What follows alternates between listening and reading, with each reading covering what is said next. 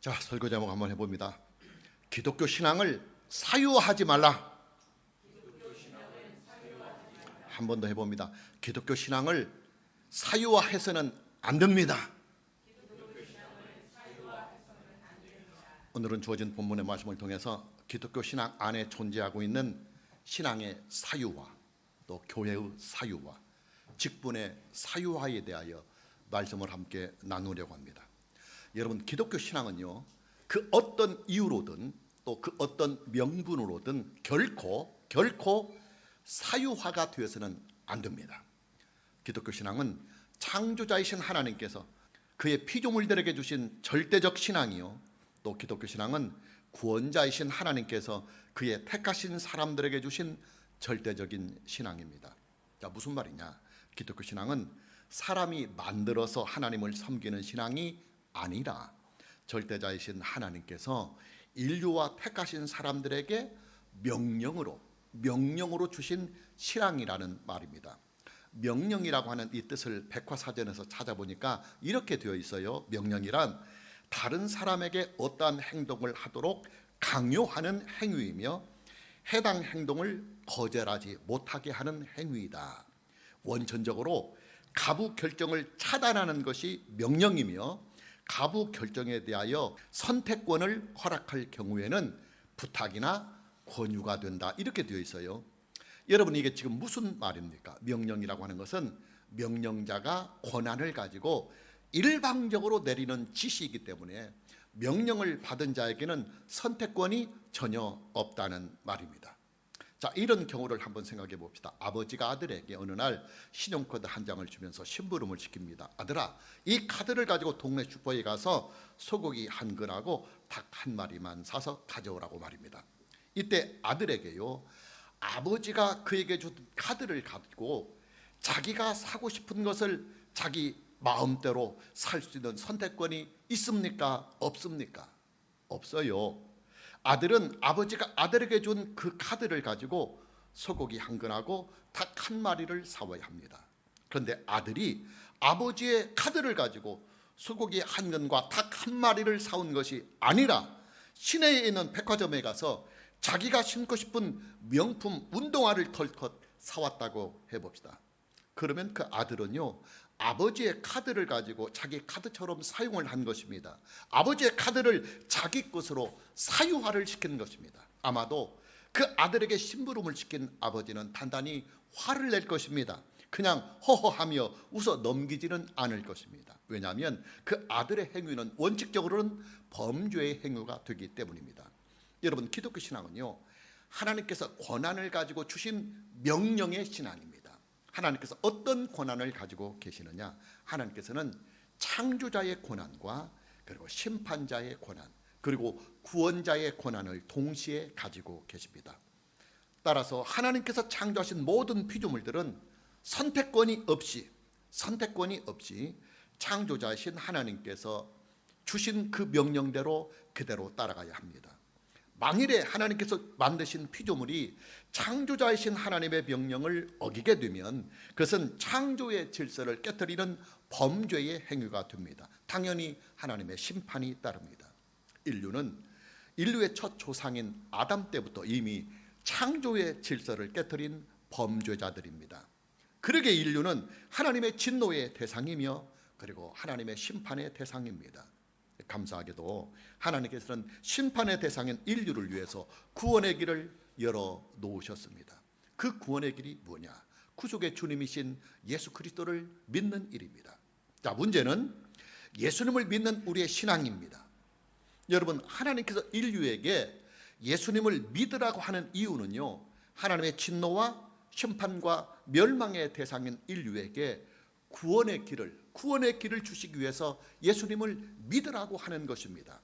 무슨 말이냐? 기독교 신앙은 죄인을 위해서 베풀어 주신 하나님의 사랑의 신앙이며 또 기독교 신앙은 죄인을 위해서 베풀어 주시는 하나님의 은혜의 신앙이라는 말입니다. 자, 이런 예를 한번 들어보겠습니다. 옛날에 왕정 국가에서는 왕에게 죄인을 사면하는 특별한 권한이 있습니다. 지금 우리나라 대통령에도 헌법이 보장하는 사면권이 있습니다. 어느 날 왕은 사형이 확정된 죄인 한 명을 사면해 줍니다. 이때 왕이 죄인에게 주는 그 사면은 오로지 왕의 은혜입니다. 그런데 사면을 받은 죄인이요, 사면을 받은 일에 대하여 당연한 것으로 여기면서 오히려 왕에게 좋은 집도 달라고 하고, 또 평생을 살만한 돈도 달라고 하고, 또 고을을 다스릴 수 있는 권력까지 달라고 요구를 한다면 그 죄인의 요구가 정당한 요구가 되겠습니까? 아니에요. 절대 아닙니다. 사면을 받은 죄인이 왕에게 요구하는 그 모든 것들은 완전히 억지며 그리고 도를 넘어버린 폐역입니다. 이런 경우를 사자성어에서는 후한무치라고 합니다. 얼굴이 두꺼워서 부끄러움을 모른다는 말입니다. 아마 모르긴 해도 왕은 그 죄인에게 내린 사면을 다시 취소할 것으로 보입니다. 그리고 괘씸죄를 더 적용을 해서 더욱 엄하게 형벌을 내릴 것 같습니다. 한국 교회를 보면 밑바탕에 흐르고 있는 가장 두드러진 신앙이 있습니다. 그게 뭐냐? 축복신앙입니다. 축복신앙. 예수님을 믿으면 나와 내 가정이 복을 받고, 예수님을 믿으면 나라와 백성이 복을 받는다는 신앙입니다. 그리고 이런 축복신앙은 기독교 신앙의 목표와 또 기독교 신앙의 관점을 축복이라고 하는 그 타겟에 다 맞추고 있습니다. 하나님께 예배를 드리는 이유도 축복을 받기 위함이요, 또 하나님께 기도를 하는 이유도 복을 받기 위함이요, 또 하나님께 헌금을 드리고 교회를 위하여 봉사를 하는 이유도 나와 내 가정이 복을 받기 위함입니다. 이뿐만이 아닙니다. 주변에서 보면 간증이라고 하는 미끼를 이용해서 목사님들은 축복신앙을 더욱 부추깁니다. 아무개 장로님이, 아무개 권사님이, 아무개 집사님이 교회를 위해서 이렇게 헌금을 많이 하고 충성을 했더니 이렇게 저렇게 큰 축복을 받았다는 설교들을 목사님은 많이 합니다. 그러나 여러분, 우리는 이것을 알아야 합니다. 기독교 신앙의 본질은 죄인을 구원하시는 하나님의 은혜의 신앙입니다. 하나님의 진노와 심판과 형벌의 대상인 인간에게 예수 그리스도의 구속의 은혜를 통해서 죄사함을 주고 영생의 은혜를 주시는 신앙이 기독교 신앙의 본질입니다. 자, 그렇다면 여러분, 기독교 신앙의 밑바탕에는 무엇이 흐르고 있어야 하겠습니까? 당연히 하나님께 대한 감사, 그리고 기쁨, 그리고 죄사함을 얻고 구원을 받은 겸손함이 기독교 신앙의 밑바탕에 흘러야 합니다. 멸망의 자리에서 나를 구원해 주신 하나님께, 또 진노와 심판의 자리에서 나를 구원해 주신 하나님께 평생을, 아니 영원히 감사하며 나를 구원해 주신 그 은혜의 하나님께 감사함과 기쁨으로 헌신하는 신앙이 기독교 신앙의 밑바탕에 흐르고 있어야 합니다. 물론 기독교 신앙에 복이 있는 것은 사실입니다. 그러나 그 복 역시도 하나님의 사랑에서 나오는 복입니다. 하나님께서 그의 사랑하시는 자녀들에게 주시는 아버지의 사랑입니다. 여러분에게 구약을 강의하면서 성경이 말씀하고 있는 복에 대하여 수없이 말씀을 드렸어요. 여러분, 성경에서 말씀하고 있는 복은요, 상속의 개념입니다. 그래서 성경은 하나님의 자녀들이 받는 복을 기업이라고 말하기도 하고 유업이라고 말하기도 합니다. 원문에서는 다 상속의 개념으로 말씀하고 있습니다. 예수님을 믿는 사람은 하나님의 자녀가 되기 때문에 아버지가 그의 사랑하시는 자녀들에게 주시는 상속의 지분이 마땅히 있다는 말입니다. 여러분, 상속이 뭡니까? 아버지가 자식에게 주는 은혜입니다. 자식이 아버지에게 어떤 공로를 해서 당연하게 받는 복이 아니라 아버지가 그의 사랑하시는 자식들에게 주시는 은혜인 것입니다. 그럼 우리의 섬김과 우리의 봉사는 뭐냐? 하나님의 은혜에 감사해서 하나님께 기쁨으로 드리는 내 사랑의 표현입니다. 여러분, 한국 교회의 밑바탕에 흐르고 있는 축복신앙은요, 기독교 신앙을 사유화시키는 신앙입니다. 기독교 신앙이 가지고 있는 구속의 신앙, 은혜의 신앙을 나의 복을 얻기 위한 개인적인 신앙으로 변질을 시키는 것이 바로 축복신앙입니다. 오늘의 본문 말씀을 보면 미가라고 하는 사람이 등장을 하고 있습니다. 미가는 어느 날 그의 어머니의 돈을 몰래 훔쳤다가 그의 어머니가 도둑을 향하여 저주를 하는 기도를 듣고 그 저주를 피하기 위해서 어머니께 자백을 합니다. 미가가 훔친 돈이 얼마냐? 은 1,100입니다. 도시노동자 10년치 연봉에 해당하는 금액입니다.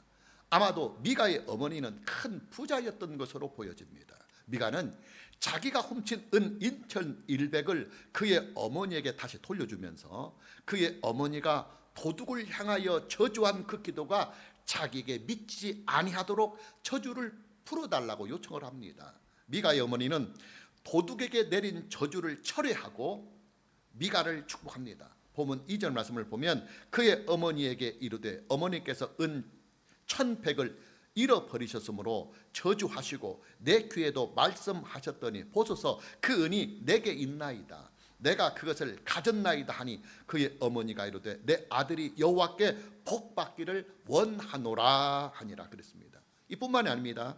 미가의 어머니는 아들을 위해서 미가가 훔친 은 1,100 중에서 은 200을 띄어서 은을 세공하는 은장색에게 맡겨서 은으로 만든 신상을 만들어서 미가의 집에 두게 합니다.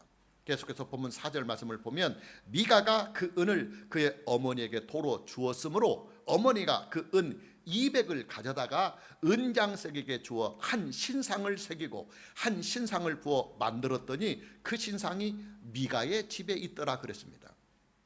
미가는 부유한 사람이었기 때문에 사설 신당, 개인 신당을 소유하고 있었습니다. 미가는 자기 집에 만든 그 개인 사설 신당에 에봇과 드라빔을 만들어 그 신당에 두고 오고 갈 데가 없는 가난한 레위인을 자기만을 위한 제사장으로 삼아서 그 신당에서 자기만을 위하여 복을 빌도록 만듭니다.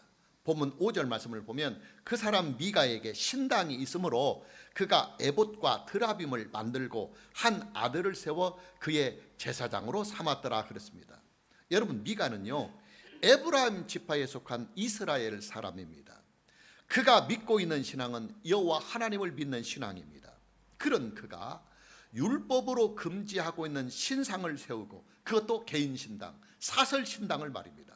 그리고 그 사설 신당에 에봇과 드라빔과 같은 우상을 만들어 세우고 오고 갈 데 없이 찾아온 레위인을 돈으로 매수해서 오로지 자기의 복을 위해서만 제사장 직분을 하도록 만든 이 일은 여호와의 신앙을 자기의 복을 위한 신앙으로 사유화를 했다는 말입니다.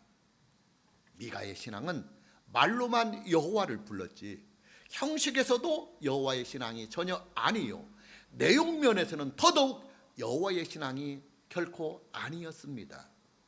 미가의 신앙만 그랬느냐? 아닙니다. 미가의 어머니의 신앙도 그랬습니다.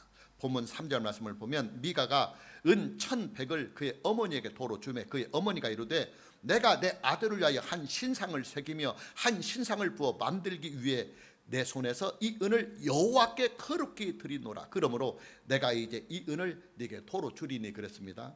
미가의 어머니는 미가가 훔쳤다가 다시 가져온 그 은 1,100개 중에서 200개를 녹여서 신상을 만들고 그 신상을 미가의 집에 두게 하면서 하는 말, 여호와의 복이 네게 있으리라 하는 것입니다. 문제는 미가의 어머니가 이 모든 일들을 하면서 여호와의 이름으로 했다는 것입니다. 여호와의 이름으로 신상을 만들고 여호와의 이름으로 그 신상을 아들인 미가의 집에 둔 것입니다. 성경학자들은 미가의 어머니가 만든 신상을 송아지 형상의 신상이었을 것이라고 추측을 하고 있습니다. 왜냐? 이스라엘 자손들은 모세 시대에도 금송아지 형상을 만들어서 그 금송아지 현상을 여호와 하나님이라고 섬겼던 전력이 있기 때문입니다. 여러분, 미가나 미가의 어머니의 신앙은요 말로만 여호와 하나님을 찾고 말로만 여호와 하나님을 믿었지 사실은 여호와 하나님을 믿은 것이 아니라 우상을 섬기고 있었습니다. 더더욱 미가와 그의 어머니는 여호와의 신앙을 오로지 자기들의 복만을 위하여 존재하는 신앙으로 사유화를 시키고 말았습니다. 여호와의 구속의 신앙을 나만의 축복 신앙으로 변질을 시켰다는 말입니다.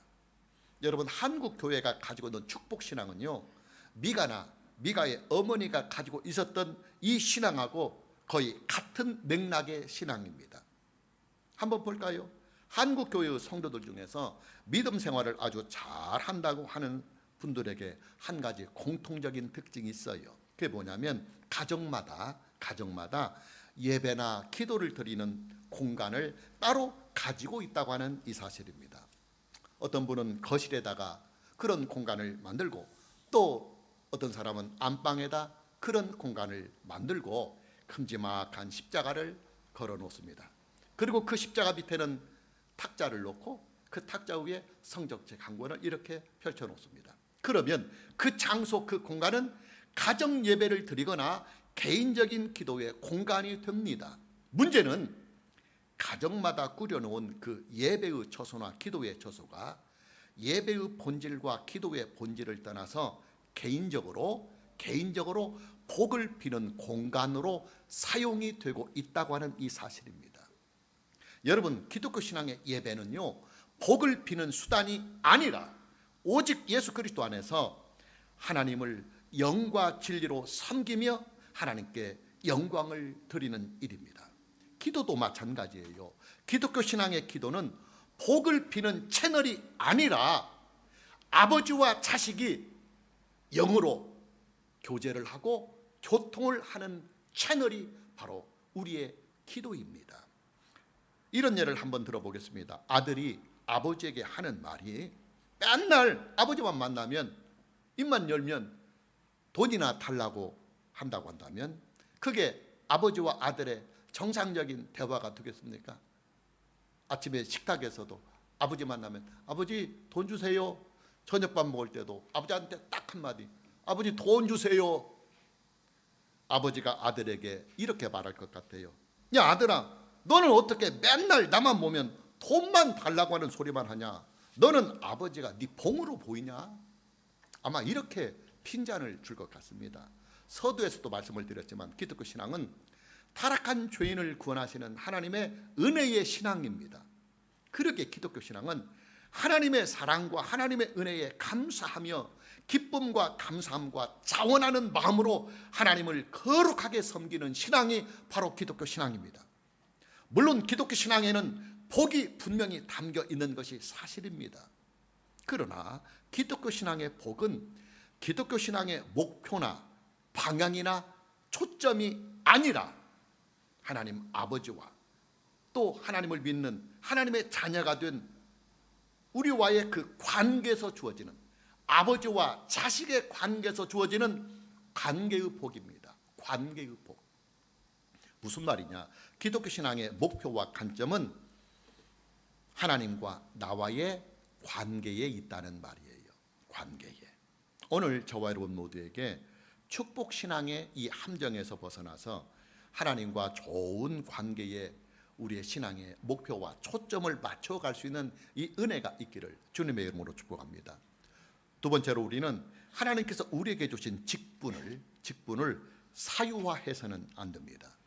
본문의 말씀을 보면 미가에게 돈을 받고 오로지 미가의 복만을 빌기 위해서 미가에게 채용된 레위인 제사장이 등장을 하고 있습니다. 이 레위인은 생계의 위협을 많이 받고 있었던 것으로 보여집니다. 먹고 살 길을 찾기 위해서 이리저리 떠돌던 이 레위인은 미가의 집에 잠깐 신세를 지게 되는데, 미가는 그 레위인이 생계가 어렵다는 것을 눈치채고 그 레위인에게 이런 제안을 합니다. 본문 10절입니다. 미가가 그에게 이르되 네가 나와 함께 거주하며 나를 위해서 아버지와 제사장이 되라. 내가 해마다 은 10과 의복 1벌과 먹을 것을 주리라 하므로 그 레위인이 들어갔더라. 미가의 제안은 이렇습니다. 미가는 레위인에게 숙식을 제공하고 해마다 은 10세겔과 의복 1벌을 제공하고, 레위인은 미가를 위해서 미가의 집에 있는 사설신당에서 미가를 위해서 하나님께 복을 빌어달라고 하는 제안입니다. 레위인은 미가의 이 제안을 기쁘게 받아들입니다. 이럴 때 이런 속담이 딱 어울립니다. 목구멍이 포도청이라고 하는 이 속담 말입니다. 본문 11절 말씀을 보면 그 레위인이 그 사람과 함께 거주하기를 만족하게 생각하시니 이는 그 청년이 미가의 아들 중 하나같이 됨이라. 자, 미가와 레위인 사이에 계약이 성립이 되었습니다. 문제는 그 레위인이 아직 제사장이 아니라고 하는 이 사실입니다. 미가는 이 문제도 스스로 풀어가 버립니다. 어떻게 풀어가느냐? 미가의 그 개인 사설 신당에서 그 레위인을 자기가 제사장으로 임명을 해버리는 것입니다. 본문 12절 말씀을 보면 미가가 그 레위인을 거룩하게 구별하매 그 청년이 미가의 제사장이 되어 그 집에 있었다라고 그랬습니다. 본문 2절 말씀을 보면 미가가 그 레위인을 거룩하게 구별했다는 말씀이 나와요. 성경학자들은 이 말씀을 어떻게 해석을 하느냐면 미가가 그 개인 신당에서 사설 신당에서 그 레위인을 제사장으로 임명하는 임직식을 가졌다, 이렇게 해석을 합니다. 계속해서 본문 13절입니다. 이에 미가가 이르되 레위인이 내 제사장이 되었으니 이제 여호와께서 내게 복 주실 줄을 아노라. 여러분, 이게 지금 무슨 말씀입니까? 미가는요, 하나님만이 선택하여 세우실 수 있는 제사장을 자기 마음대로 세우고 또 하나님을 섬기는 제사장 직분을 자기를 위해서 복을 비는 사적인 제사장으로 세워놓고는 자기가 행한 그 모든 일들이 하나님께 복을 받을 수 있는 채널이 될 것이라고 기대하고 있다는 말이에요. 자, 무슨 말이냐? 미가가 가지고 있는 여호와의 신앙은 오로지 축복을 기대하고 축복을 믿는 축복 신앙이었다는 말입니다. 미가뿐만이 아니에요. 미가의 집에서 미가의 축복만을 위하여 일하는 레위인 역시도 오로지 축복 신앙이었습니다. 자, 본문 말씀 안에서 한국 교회의 실정을 한번 살펴봅시다. 여러분, 원칙적으로 목사라고 하는 이 직분은요, 하나님의 선택, 하나님의 부르심으로만 존재하는 직분입니다. 그래서 목사가 되기 위하여 신학교에 입학을 하려면 면접 시험에서 항상 소명에 대한 구술 시험을 봐야 합니다. 문제는 이 구술 시험이 형식적으로 행하여진다고 하는 이 사실이에요. 왜냐하면 소명에 대한 진위 여부는 신학교 교수들이 판단할 수 있는 문제가 아니기 때문이에요. 여러분, 그렇잖아요. 소명이라고 하는 것은 하나님과 나와의 1대1의 관계에서 나오는 일입니다. 신학교 교수들이 판단할 수 있는 영역이 전혀 아니에요.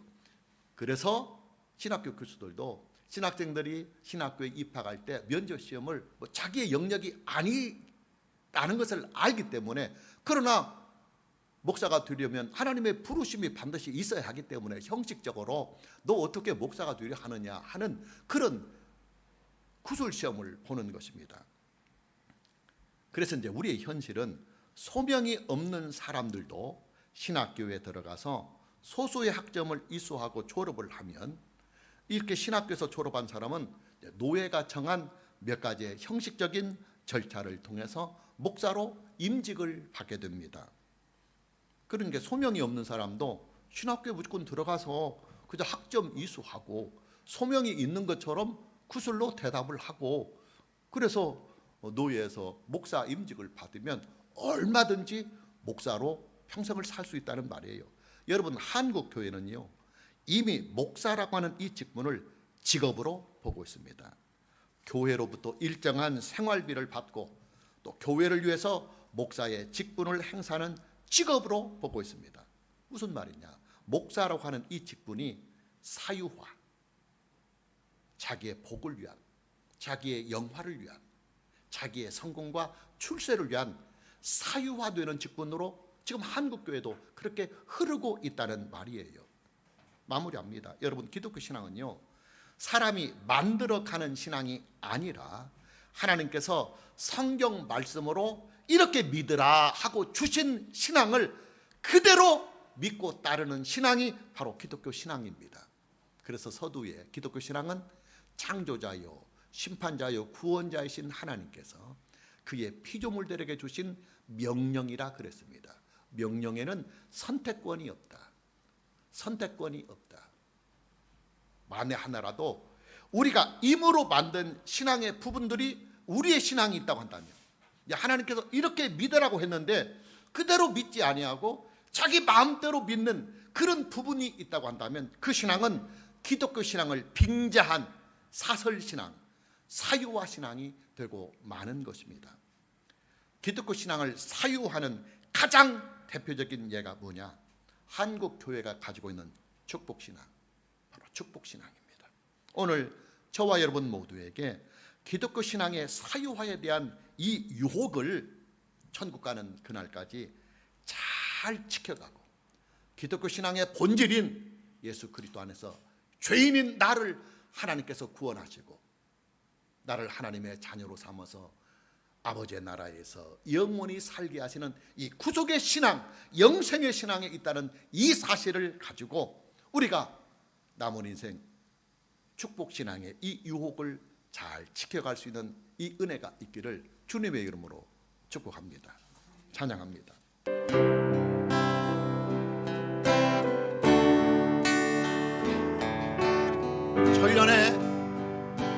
천년에 갑절을 산다 할지라도 마침내 우리 다 한 곳으로 돌아가는 것 뿐이라 형통한 날에는 기뻐하고 공고한 날엔 기도할 뿐 즐거운 날에는 감사하고 어려운 날엔 기도할 뿐 다 편안하리라 모든 어려움에서 벗어나 다 안전하리라 모든 슬픈 일에서 벗어나 다 평안하리라 안전하리라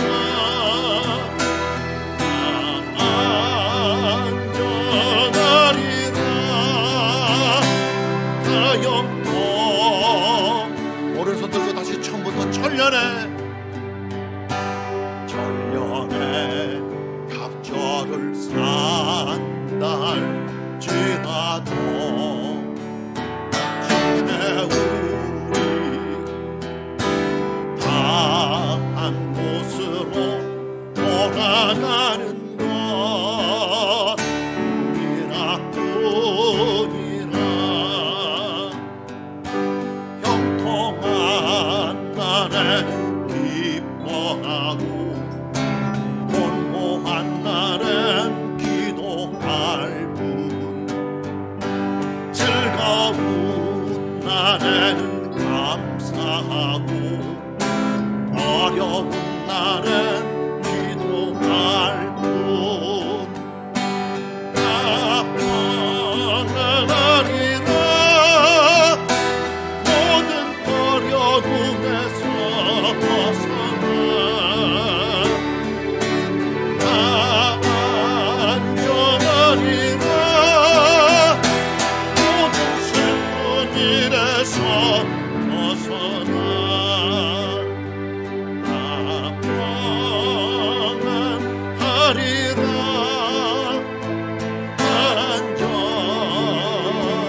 안전하리라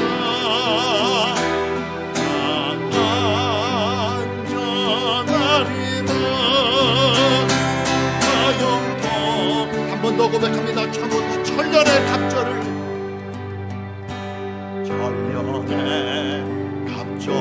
산다 할지라도 마침내 우리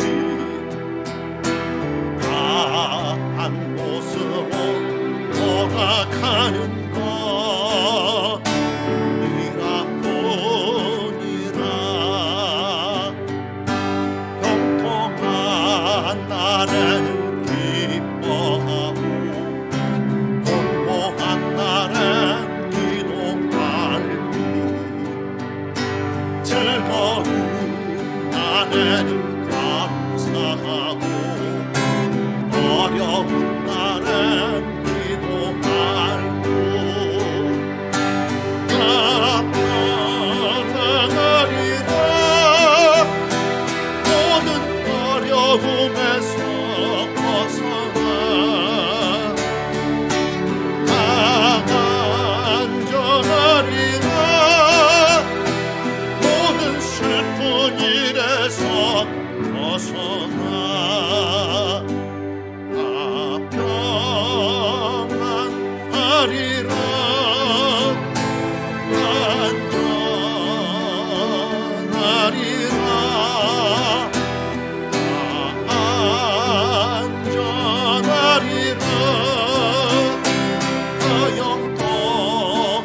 높이 들고 다 평안하리라.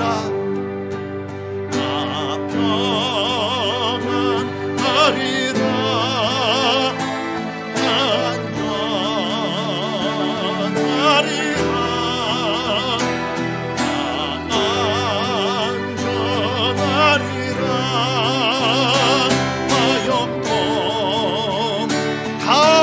안전하리라.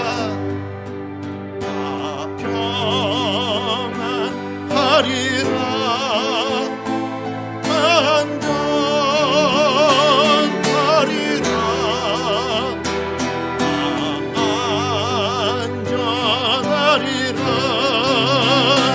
화영통 다 평안하리라.